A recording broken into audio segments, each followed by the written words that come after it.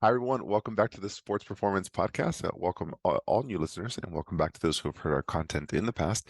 If you want to know three simple ways to ease low back pain, you have to tune into this episode.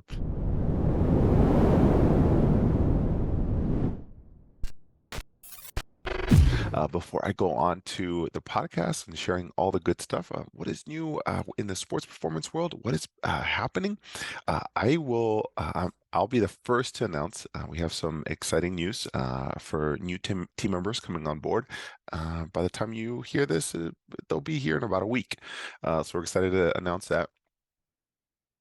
And we're excited to announce new programs that we're offering. And at the beginning of the year, we always have to think about um, what what are the ways that we help our community the best, and what are we hearing from our clients, and what's the next step we can help them on, because we see that people either continue to get hurt or they're encountering new injuries or things unfamiliar to us. And we're ultimately just trying to strive towards being able to solve those nagging aches and pains just along your journey. So whether it's your first time or your 100th time, we're just trying to get those results faster and then set you on the path to be successful. And that way you can get back to being active and doing all the things you do. Or maybe you have a very strenuous job and that's just the nature of your life. We just want to have more solutions for you. So we have some great new things coming up. I'll share in this podcast. But other than that, life is fantastic for the team, and we're excited to continue to help you this year. All right, on to this podcast. So, low back pain, it is like the number one reason people go into, I think, like urgent cares or primary care medicine. It is a big deal. It's a big deal that people have chronic, recurrent low back pain. And there's so many reasons why. And this podcast is not essentially about the why, it's about what to do with it and how do you manage it. And then once you're out of it, then how do you prevent it? I mean, that's really what it comes down to. So I want to share a couple things that I've been hearing in the office with the physical therapists, the massage therapist, the whole team, the clients that we serve, and then ultimately, how does that impact your life and what can you do with it? So the first one I have to admit, this is a big one that people overlook, and you might have heard it, and I want to reiterate it. It's very, very important. Your awareness of where your body in space is very important. And so, the number one tip I'm going to give you is to monitor your posture. And there's a lot of people who overlook this foundational problem that people have. And if you think about this, the way that you sit, some people might think, oh, well, that's not a big deal. It's not a big deal unless you do it for 8 to 9 hours a day. Well, what if you stand poorly and you slouch? Well, I mean, if you're standing for a long period of time, that's a big problem too. Anything that you do for sustained periods of time is dangerous to the body. The body's not meant to do that. What you have to realize is the body, when it moves, naturally, our joints lubricate when they move.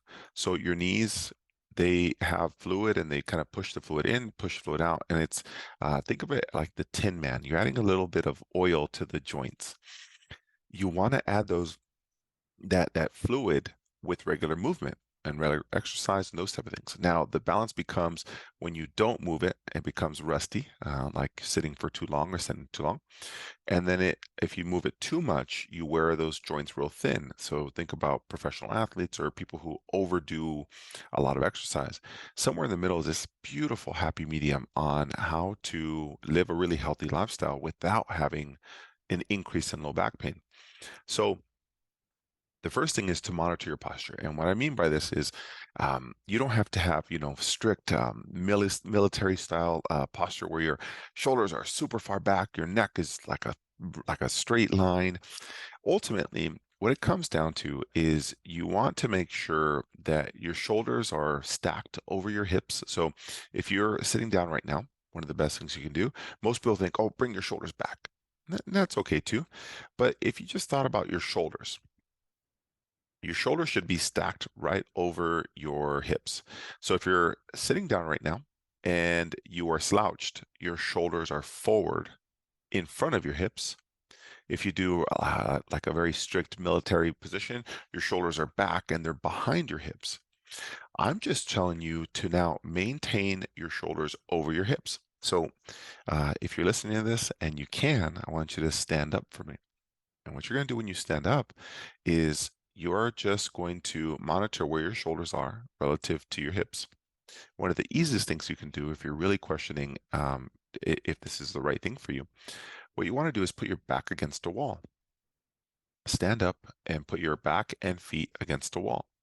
So if you're standing and you're touching the wall, your heels, your hips, and your shoulders should all be touching the wall.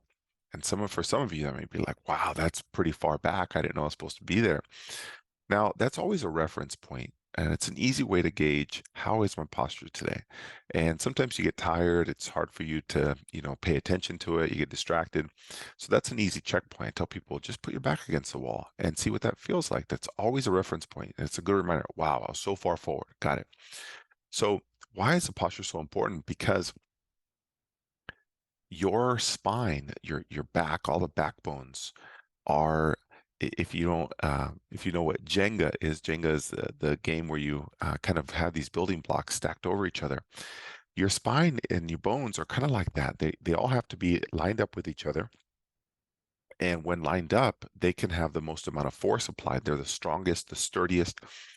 And so when you are in bad posture, those bones are now slightly tilted forward, tilted backwards.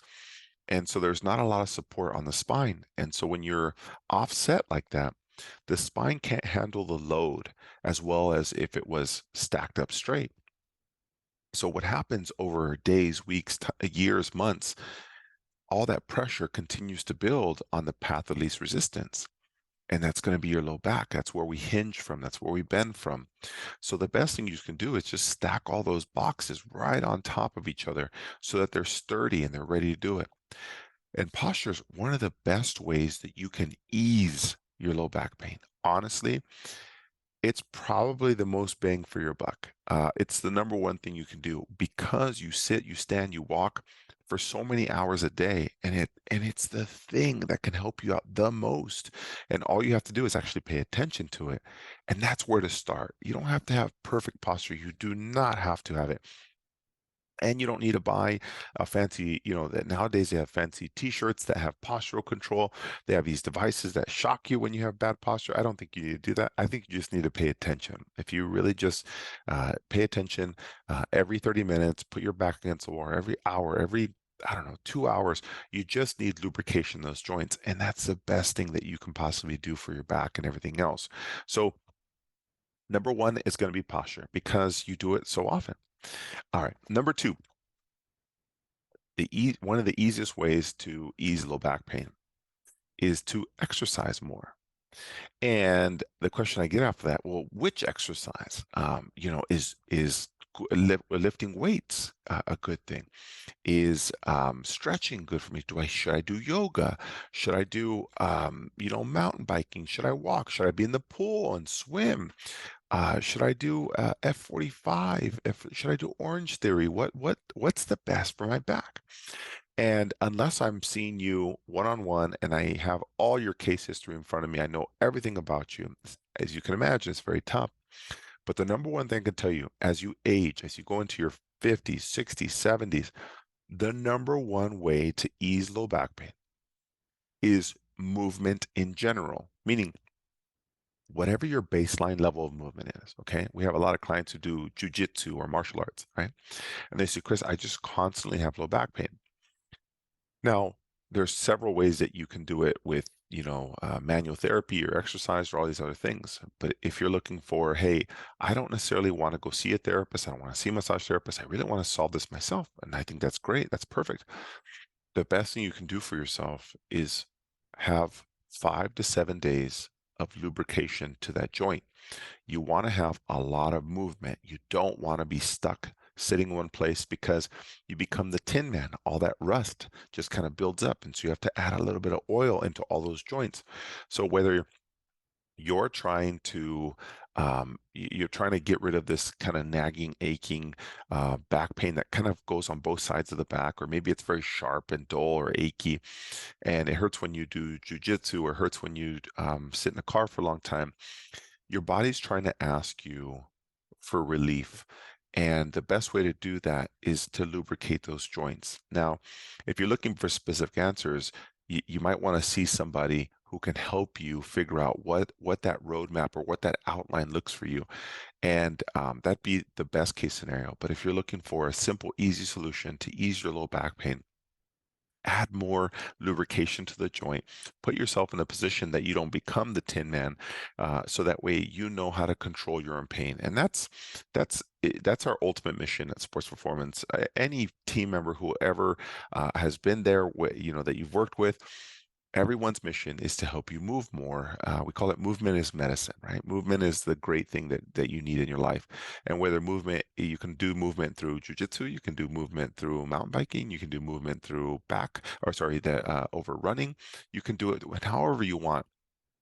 And movement is the number one thing that you can do to ease low back pain.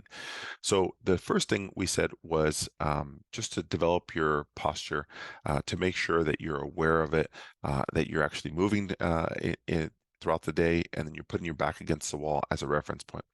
Number two was to move more, exercise more. That is probably the easiest thing that you can do. And some people say, well, Chris, I hate it that I have to exercise. It's a good problem. Like, it's going to keep you healthy as you age into your 50s and 60s. And the more people realize this younger generation is actually getting this information sooner. I can't tell you how many youth athletes I've seen that are 10, 11, 12 that we're instilling this information into because the parents are being more proactive, and they're realizing that they're developing these aches and pains at a younger age.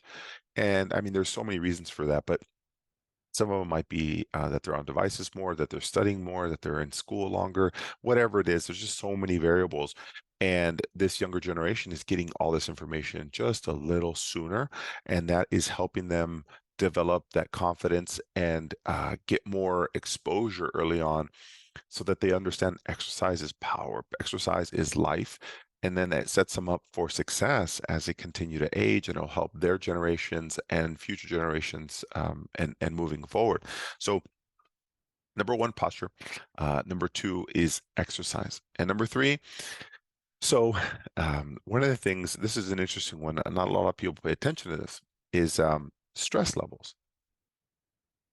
How many times throughout the day do you, you might be a busy parent like myself and Dr. Stephanie, and we have three kids, and so we're always on the go. And there's times where you have high tension throughout the day, you have low tension, and think about the times that you have high tension. Think about the times when you are very stressed out. What happens, right? I'll tell you a case scenario that I saw about 10, 12, 13 years ago. It was an individual who was around their mid 40s to early 50s. And he said, Chris, I only have back pain when I drive. And I said, that's unusual. You don't have it when you stand, when you walk, when you do these other things. Nope, I just have it when I sit and I drive. And I said, okay. So we looked at his mechanics.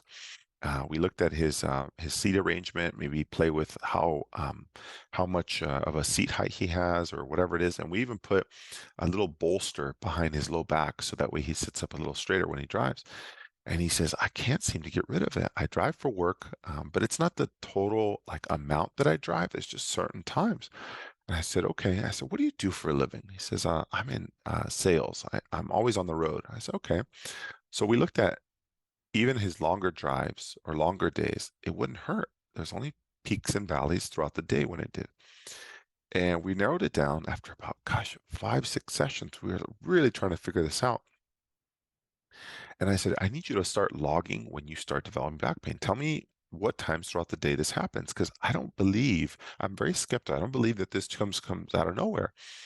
He started logging it. We came back and we found out that only when he had um, very important calls would his back pain come on. And I said, well, what happens when it happens? Well, when he'd be driving, he'd be gripping the steering wheel just a little tighter. And if you put your hands out in front and you grip your hands, what generally happens, it activates a certain part of your nervous system. And when you grip naturally hard and tight, your abdominal muscles also grip hard and tight, and your chest muscles get hard and tight. And then you're basically the front side of your body gets very rigid and protective. So our body knows that when we clench our fist, that's protective mode. So every time he would drive, he put his hands on the steering wheel and get frustrated or high tension, and he would be gripping. Now, try and mimic your hands out in front of you, hands on the steering wheel, and grip. And what happens? You can see that the front of your shoulders, your chest muscles, your abdominal muscles all tighten at the same time. Well, what happens is when you tighten your abdominal muscles, it also mimics a sit-up motion. Think about those abdominal muscles that are tightening up when you're gripping in front of you. He would tighten that up and he would almost be doing like a little mini sit-up. Well, that repeatedly over time, all that stress would have him do repeated small little mini sit-ups in the car. And that would produce a lot of injury or stress to his low back.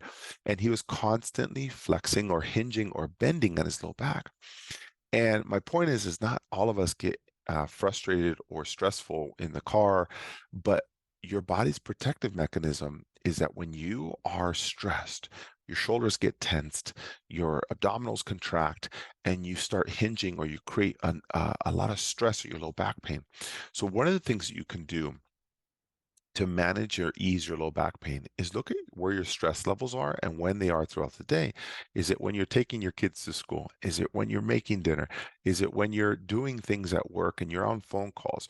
Is it when you're at work and you're stressed? Is it, whenever you're feeling it? But I can tell you when it's not. When you're at the gym, you're living, you're doing great. It's because your mind is clear, you're not as stressed, and you're actually relieving a lot of that tension. So think about this. If we put all these things together and we said, what if you had bad posture? What if you weren't working out or moving and you're chronically stressed? Think about that. And we have a lot of clients who have busy schedules and they work from home or they're on the go and they have high stress. They don't work out because they don't make the time and they have bad posture. Well, that's a perfect equation for low back pain. And people come and say, well, Chris, should I do a massage? Should I do, physical therapy? What's the best thing for my back? Honestly, no massage is going to take care of that stress. That's why people say, well, Chris, I'd had massage and it didn't fix my problem. Of course not, because the root of the problem is so much greater. It's because you're not having good posture. It's because you're not exercising. It's because your stress levels are so high. I can't control those things for you. But what I can do is show you that so you can reduce the stress over the days, over the weeks, and you have less stress over time. So when you go get a massage, it's actually productive and it actually helps you feel better. And now you're adding all these other things. And then you go to therapy to figure out the muscles that you need to strengthen and have, so you can stay injury free. So when you're looking at low back pain, don't look for an exercise for pain. Don't look for one massage session that's going to really be the main difference, the game changer in your low back. The power is in your hands, and you need to realize that back pain is from all this accumulated stress over time. It could be mental stress, it could be physical stress. Now, if you have poor posture, if you're not exercising, and you can't address your own physical stress, you're going to be in a big, big problem. And that's essentially easy ways to alleviate back pain. Those are three simple ways. And as we've discovered, more and more of our clients get better with these long-term changes.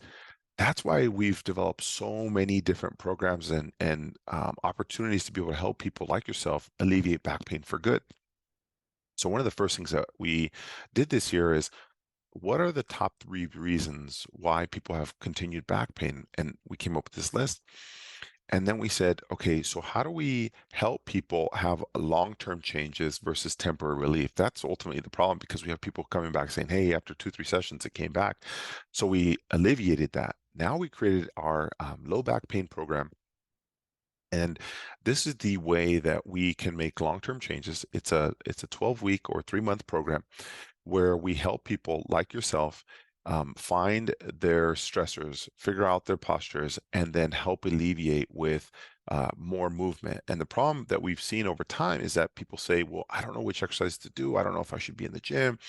So we created a 3-month program that includes our fitness and personal training, that includes a nutrition program, that includes physical therapy, and that includes massage. And we've broken them up into 3 phases to helping you. First phase is to get you out of pain, alleviate everything possible.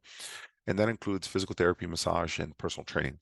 The second phase is to just restore everything, help you activate the right muscles. Now, the first phase is to just wipe everything away, feel better. And the second one is to stabilize everything, make sure everything is in the place that it needs to, looking at custom orthotic fitting, getting the actual massages that are actually getting you out of pain, and now getting you exercises that your back is ready to handle. And then we broke it up into our last phase, which is ultimately to prevent, in the prevention phase, to actually design a program to get you stronger, bigger, better, faster, stronger with personal training, but then also making you more flexible with massage and physical therapy and giving you a program that actually helps set the tone for that next step.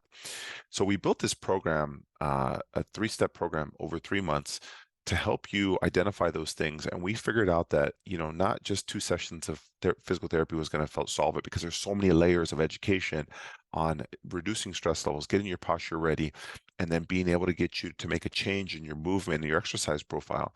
So with those 3 phases, alleviate, restore, and prevent, we created a program that offers all 3 services and allows you to make bigger changes, because now you know how to control it. And that's the biggest thing.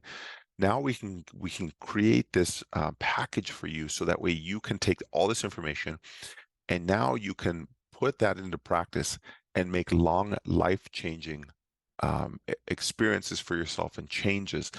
And that's why we've put on so many of these programs and all this education, because we've realized, you've told us, it just keeps coming back. I don't know what it is. So whether you're looking for simple solutions or long-term solutions, we're excited to be able to help you out.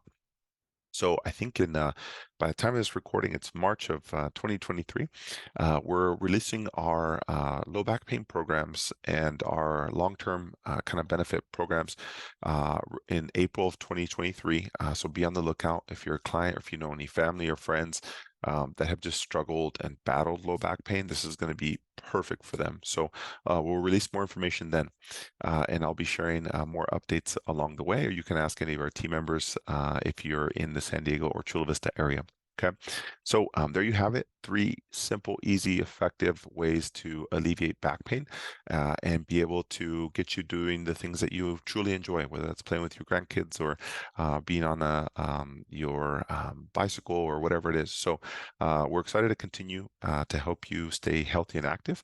If you have any questions, let our team know. Other than that, we will see you guys on the next episode. Continue staying healthy and enjoying life. Okay, bye guys.